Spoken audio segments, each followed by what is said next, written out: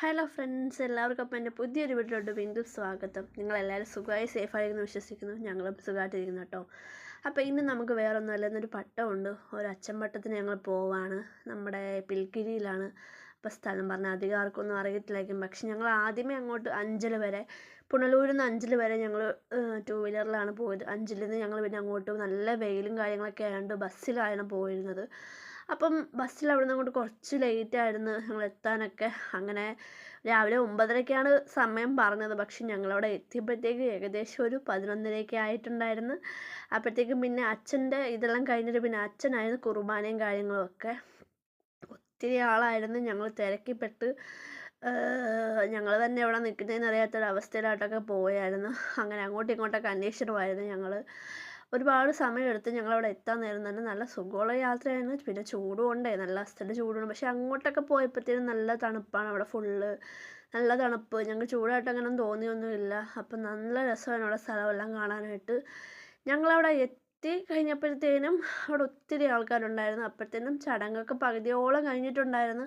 അതിനുശേഷം ഞങ്ങൾ ചെന്നപ്പോഴത്തേക്ക് നല്ല പലദാഹമൊക്കെ ആയിട്ട് പിന്നെ അവിടെ വെള്ളം ഉണ്ടായിരുന്നു.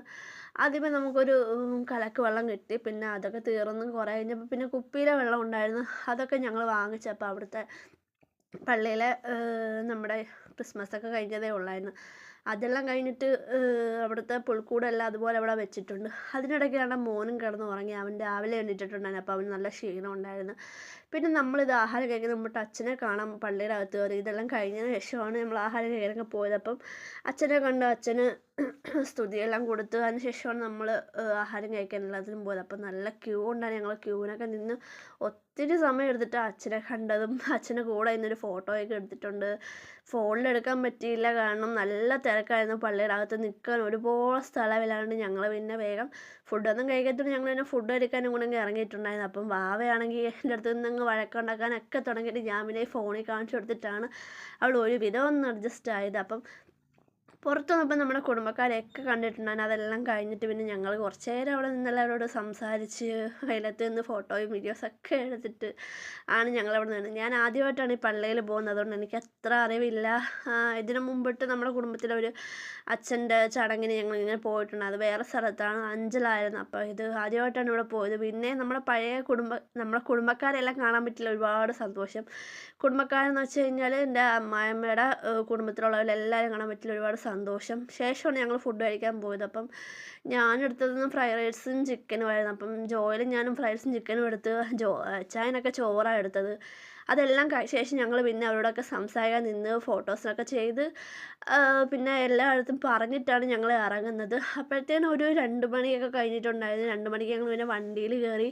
അപ്പോൾ ആദ്യം വരെ വണ്ടി 5 വന്നിട്ട് പിന്നെ അവിടെ നിന്നാണ് ഞങ്ങളുടെ വണ്ടി എടുത്തിട്ട് ഞങ്ങൾ പോകുന്നത്. അപ്പോൾ അധികം ചിലവില്ലാതെ ഒക്കെ വന്നെന്ന് വേണമെങ്കിൽ പറയാം. പക്ഷേ എന്നിരുന്നാലും ടൗൺ എത്തിയപ്പോൾ നല്ല പലദാഹമായിട്ട് ഒരു പരുവായിപ്പോയി. നല്ല വെയിലുണ്ടായിരുന്നു. ഈ സമയത്താണെങ്കിൽ ഒരു 2-2:30 മണി സമയത്താണെങ്കിൽ നല്ല വെയിലുണ്ടായിരുന്നു. മോനെ ഞങ്ങൾ നേരത്തെ തന്നെ അങ്ങ് പറഞ്ഞു വിട്ടിട്ടുണ്ട്. അവൻ ഞങ്ങളുടെ ആൻറ്റിയുടെ കൂടെ അങ്ങ് നേരത്തെ പോയിട്ടുണ്ടായിരുന്നു. അപ്പോൾ ടൗണിൽ വന്നിരുന്നിട്ട് ഞാൻ ദാണ്ടെ നല്ല ഇതിൽ ഷാർജ കുടിക്കുകയാണ്. എനിക്ക് അത്രയ്ക്കൊക്കെ ദാഹമായിപ്പോയി. എൻ്റെ മുഖമൊക്കെ ആണെങ്കിൽ ആകെ കരിഞ്ഞ് വളഞ്ഞ് പൊളിഞ്ഞൊരു കോലമായിപ്പോയി എന്ന് വേണമെങ്കിൽ പറയാമായിരുന്നു. അവനെ നേരത്തെ ആൻറ്റിയുടെ വിട്ടുകൊണ്ട് അവനങ്ങ് പോയി. അവിടെ ചെന്നപ്പോൾ ഞങ്ങൾ വിളിച്ചു ചോദിച്ചപ്പോൾ അവൻ ഉറങ്ങുകയെന്ന് പറഞ്ഞ്, അവരുടെ വീട്ടിൽ കിടന്ന് ഉറങ്ങുകയെന്ന് പറഞ്ഞു. അപ്പോൾ ഞങ്ങൾ വീട്ടിൽ വന്നിട്ട് വേണ്ട ആകെ ക്ഷീണമൊക്കെ ആയെങ്കിലും മോന് പോയിട്ട് ഡ്രസ്സ് കൊടുക്കണം, അവനവിടെ നിൽക്കുകയെന്ന് പറഞ്ഞായിരുന്നു. അച്ഛൻ്റെ പപ്പായുടെ മമ്മിയുടെ വീട്ടിൽ അവൻ നിൽക്കുമെന്ന് പറഞ്ഞു. പിന്നെ അവൻ്റെ അടുത്തോട്ട് പോവുകയാണ്. അപ്പോൾ അവനോട് കിടന്ന് ഉറക്കമാണ്, എണീറ്റിട്ടില്ലായിരുന്നു. ഇവിടെ ഒരാളിവിടെ എന്തോത്തിലോ കൊട്ടി നമ്മുടെ ബാൻഡിൽ കെട്ടിക്കൊണ്ട് ഇങ്ങനെ ഇരിക്കുന്നുണ്ട്. അവൾക്കത് വലിയ ഇഷ്ടപ്പെട്ടിട്ടുണ്ടായിരുന്നു. അപ്പോൾ അതിൽ നിന്ന് കൊട്ടുമായിരുന്നു. പിന്നെ മോനെ ചെന്ന് നോക്കിയപ്പോൾ അവനാണെങ്കിൽ എണീറ്റിട്ടില്ല, നല്ല ഉറക്കമാണ്. വെയിലൊക്കെ കൊണ്ടിട്ട് ആകെ ഒരു പരുവായി, തലവേദന എന്നൊക്കെ പറഞ്ഞിട്ടാണ് കിടന്ന് ഉറങ്ങി. ഇതിന് രാത്രിയിൽ എന്താവോ എന്തോ, അതൊക്കെ അവർക്ക് അറിയാം. അങ്ങനെ ഞങ്ങൾ അതും കഴിഞ്ഞ് വന്ന് വീട്ടിൽ വന്നിട്ട് ദോശയും ബീഫും കൂടെ ആയിരുന്നു. ബീഫ് വഴറ്റി എടുത്തിട്ട് അതും കഴിച്ചിട്ട് കിടന്ന് ഉറങ്ങി. അപ്പോൾ ഓക്കെ, ടാറ്റാ, ബൈ ബൈ.